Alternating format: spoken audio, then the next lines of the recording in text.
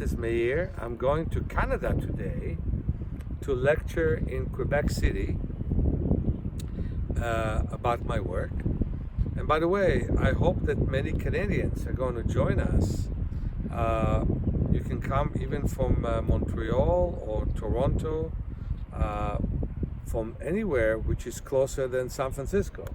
So we're standing here in a wonderful place called Land's End, and you can see the ocean from here. It is foggy today, but it still is beautiful, and there are rocks here.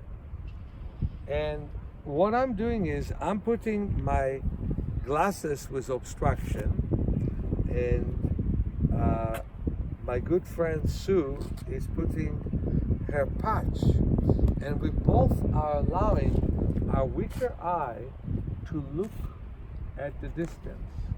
And what a beautiful distance.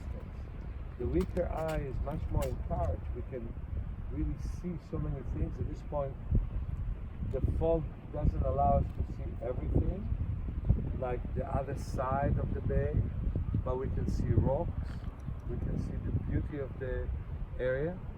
And then when we take the glasses off, and when Sue takes a patch off, things are a bit clearer because the two eyes are working together, and the strong eye does not overpower the weaker eye.